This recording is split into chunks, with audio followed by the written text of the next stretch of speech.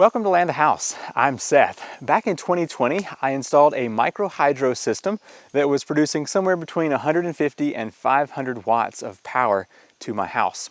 So in this video, we're going to be getting the system back up and running because I turned everything off so it wouldn't freeze up in the winter. Let me just show you real quick what the turbine housing looks like. So we'll access all this here in just a moment, but I've got the turbine right there. I've got a pressure gauge with a valve, and 1,100 feet of penstock goes up to the source. The exit water goes in this pipe back over to the creek, and then I've got wire here that goes 250 feet up to the house. So that's kind of what we've got. I think what we're going to do here though is take the four-wheeler up to the source water and just work down. So we'll see how the intake is, how my silt catchment barrel is doing, and then we'll check for leaks in the penstock, come down here, turn on some nozzles and see how things are working, and then we'll follow the wire up to the house and see how the electronics are doing, because I moved all of my electronics from under the house into a power shed behind the house. So we'll just do a whole check on everything and get this up and running. So let's head up to the source.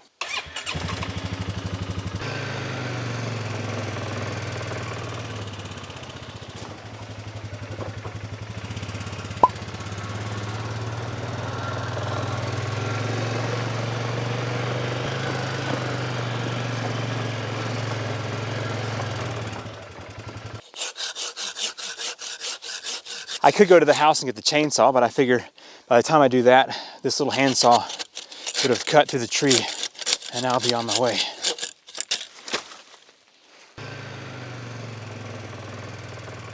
Just reached the end of the four-wheeler trail, so the rest of the trip is going to be walking up through the woods here. It's maybe 300 more feet. So I can tell we're already going to have an issue with the pipe having shrunk during the winter time, because I just noticed it was in the path, so I had to go down and pull some up from down there and get it up here. So I think we're going to have an issue with that at the intake up here. We've had an unusually dry spring, but it rained a lot last night, so we should have plenty of water to work with.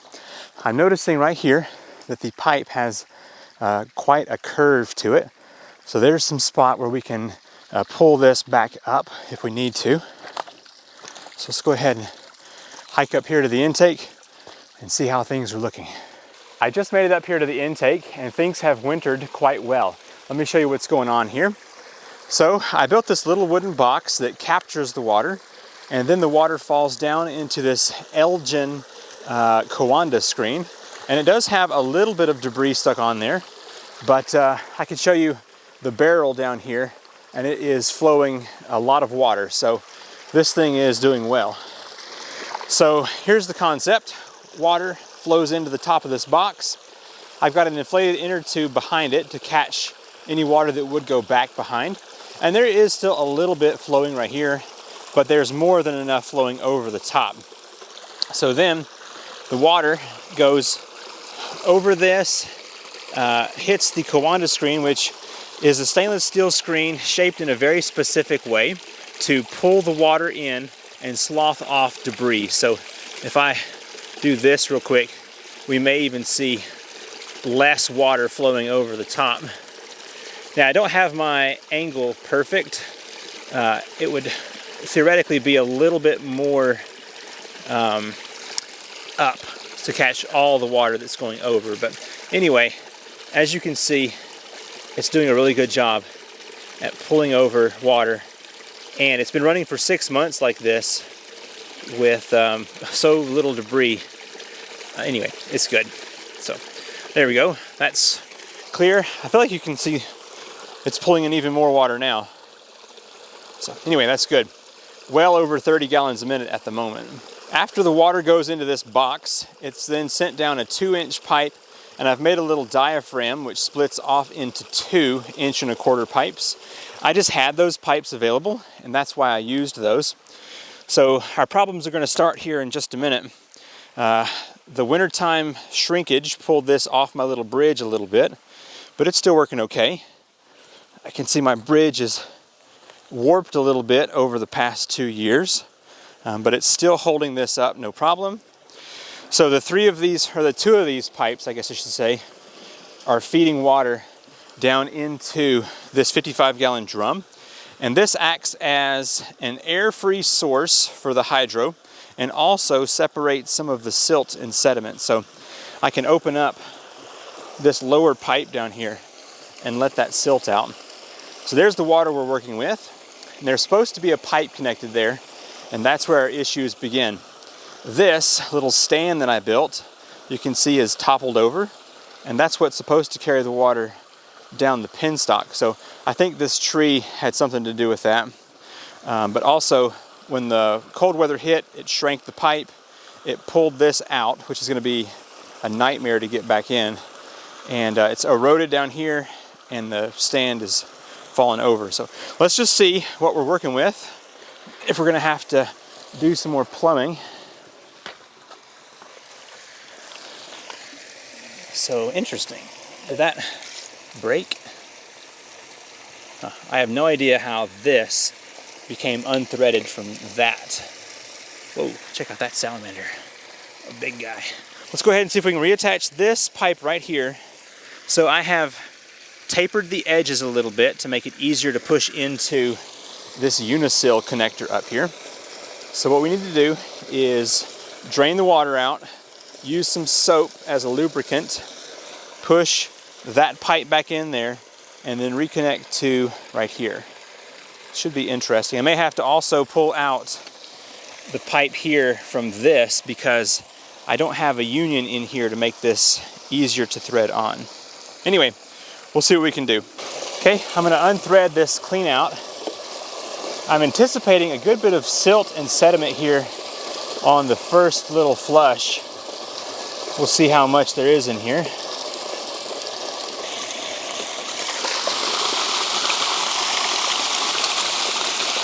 Well, there was some in there, but it really wasn't bad.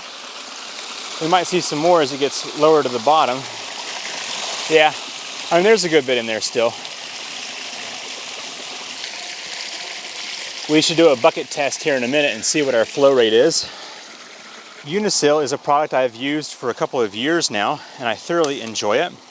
The concept is that it's a grommet, a little rubber grommet that you press a pipe into, and it will flare out the backside and allow you to put a pipe into a tank without having to access the inside.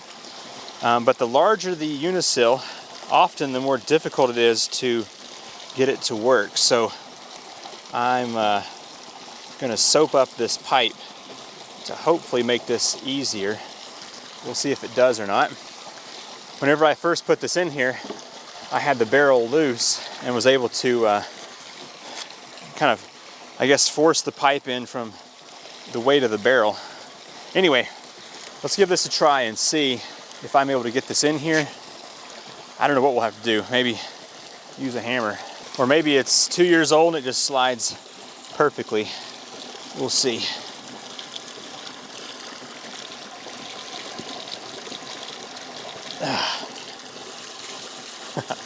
Yeah, I just don't know. Okay, there we go. That's what it's supposed to look like.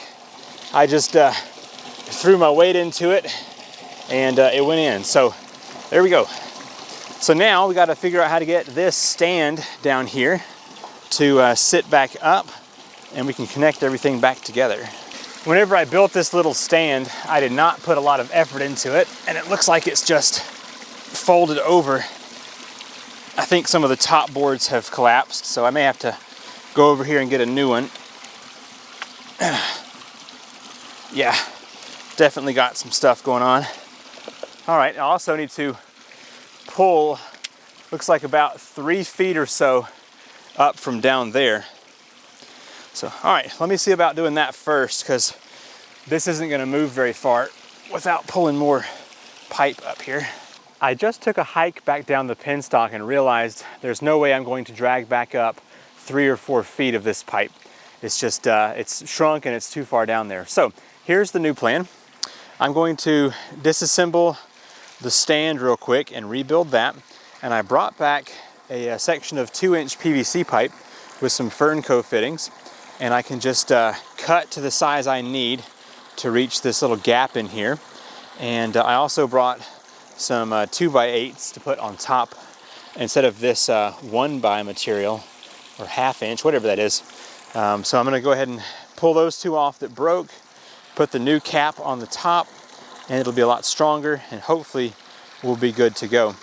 And that way we can have this. And I also was thinking that the fern cones might give way before that comes back out. So I was also considering what I could do is take some rebar a couple times down here on the penstock and drive it in to keep this from sliding down the hill. And that way, if it does shrink some in the wintertime, it won't go down, you know, another 3-4 feet. So anyway, enough talk. Let's pull this apart and get this thing back together.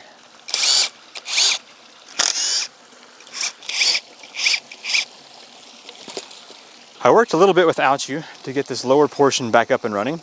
So I put some extra little supports down here and on this side as well. And I will probably add a couple more since I've got scrap over here. So this isn't going to stay by itself. I'm going to put a couple of these 4x4s in here as well to really get this thing locked down. And then I'll bring you back for putting this piece of pipe onto here. I did bring an extra fitting right there for the fern cone, and just in case it doesn't want to fit around that. So anyway, this right here should bend down enough to connect with that. Looks like we only need somewhere around 18 inch or so. But anyway, that's the progress so far. Starting to look like it might rain here at any moment, so I want to try and get this thing done if I can. So one of these fern cone fittings seems to be a little bit bigger than the other. Let's see. Maybe I might let this out all the way and see if that will fit over here. That'd be nice. And I won't have to deal with any kind of threads. And so anyway, it'll just make this whole thing a lot smoother to work with. Be nice if this will fit over here. I don't know if it will. Hey, check it out. Nice. Okay, I think it's on now. It's very low pressure, so hopefully we don't have any issues with that coming off. We can cut the size pipe we need to go from here to another fern cone. I'm hearing some thunder. I may have to cut this project short for today. I'm not ready to get this camera wet.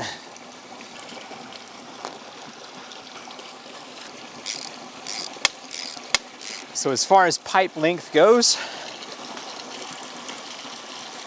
let's just eyeball this thing to about right here.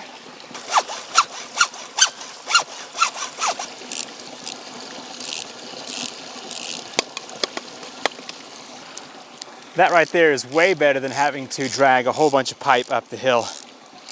I was not looking forward to doing that. Okay, hopefully this connection right here is tight enough that there's not a lot of leaking happening. So all right. So I do want to go back and add some more support down here. I'll show you what that looks like once it's done.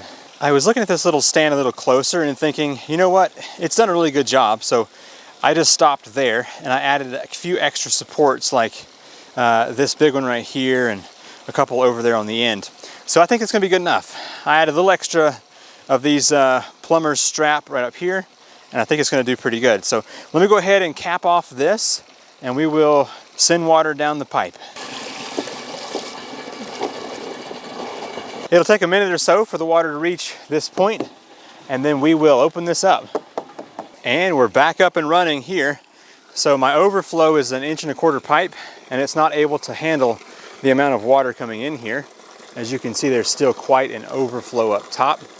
So let's go ahead and open this, and we should hear a good suction sound.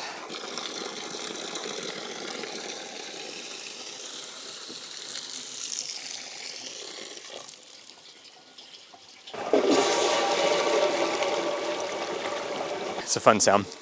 Okay, nice. Let's head on down to the turbine, close that valve off, and let the penstock fill with water. The joining connectors inside the pipe introduce friction, and you can hear the water sloshing around in there. So it is filling up this pipe 1,100 feet down to the turbine. Just made it back down to the turbine. Let's see what we're working with here. First thing I'm noticing, The exit pipe needs to be pushed back together. Now I made this little lid so that it can open up, and let's see how it has survived. Well, luckily no insects have made nests in here.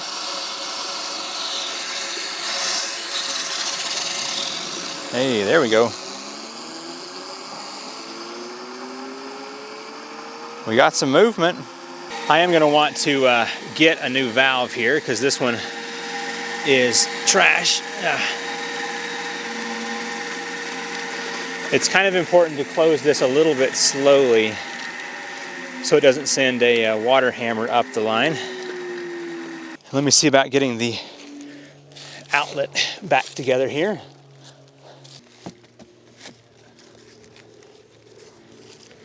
This is my power shed. It's where I keep the electronics for both my solar and the hydro. Let's go ahead and open this up. I've got this piece of unistrut that holds the door open for me. There we go. Let me run through what all of my electronics do, and then we'll go down and turn on the turbine. I've waited long enough for that Penstock to be full. The negative and positive wires from the hydro come in right here, come up and over to a breaker, it says hydro right here. And from there, it goes down to this Midnight Classic charge controller. So currently you can see it's resting with nothing coming in. And from there, it goes down to the batteries to read those. And I just have a 48 volt battery bank here. It doesn't do a whole lot during the night, but adding the hydro in here will certainly help. From the batteries, I've got the positive coming up here. The charge controller power is here for hydro, so I can turn that on or off. And then I've got two inverters here, and these are grid tie limiter inverters that feed the house all the time. So maybe I can get this display to show down here. 68 watts, 144 watts. So that's what all the house is using right now. So those can feed the house while we have grid power on. As soon as grid power is removed, those shut off immediately and they're just powered down. Now I also have this 6,000 watt off-grid inverter. The switch goes into the house, so I can turn that on to a receptacle in the house if I need to. And that way I can use battery power if the grid power is down. So anyway, like right now I've got only 280 so watts coming in from solar, even though my solar is 3K. The house is just not using very much. So let's go ahead and head down to the hydro and flip that on. And our pressure here, which is supposed to be about 65, looks like yes, it has reached max pressure. So let's go ahead and turn that on. And then for now, let's just leave on the single input right here. I think that's a 3/16. It's a nice and small nozzle. And we may have enough water to turn on one of the other ones, but we'll at least get some output for now and see how much water we've got to use.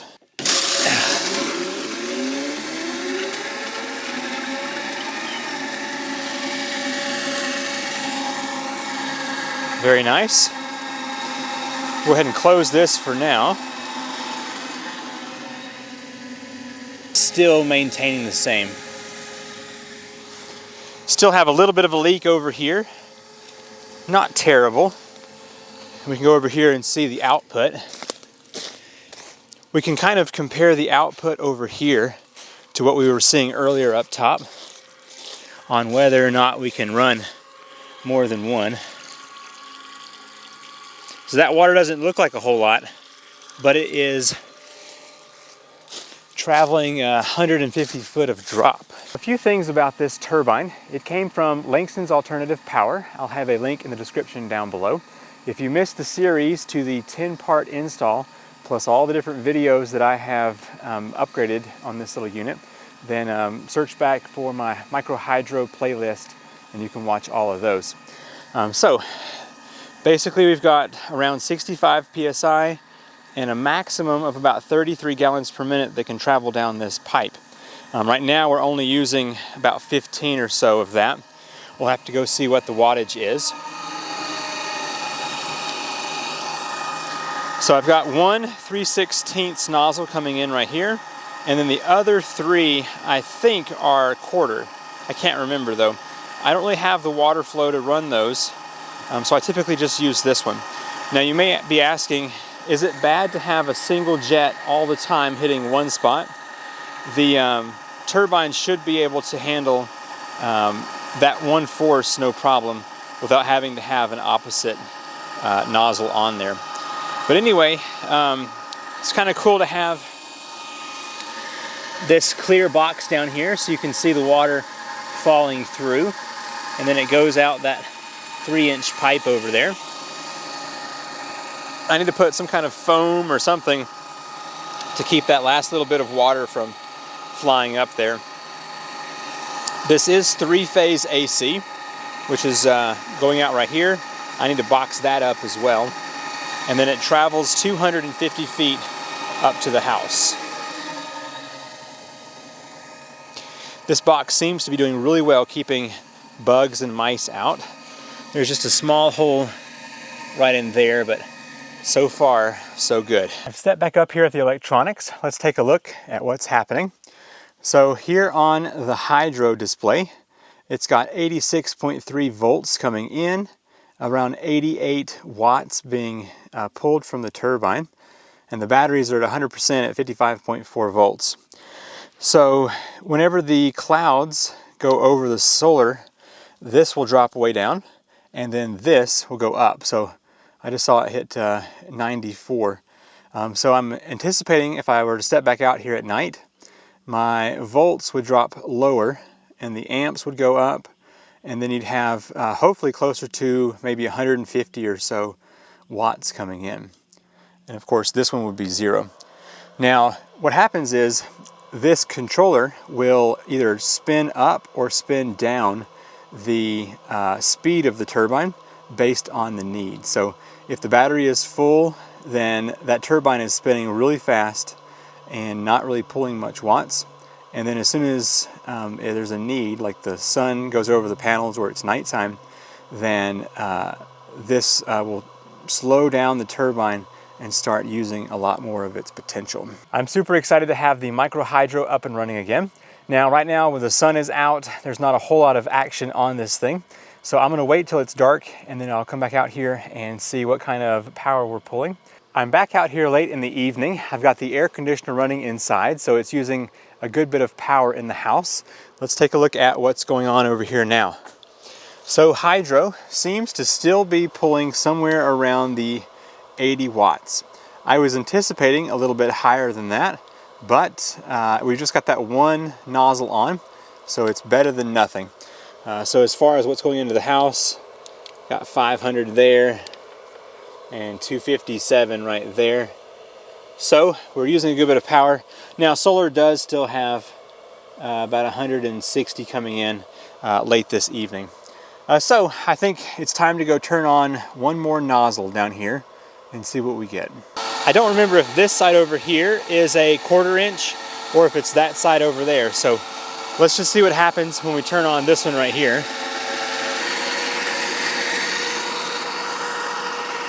I would say that's about double. Now I don't know if we're consuming more than is going up into the housing up top.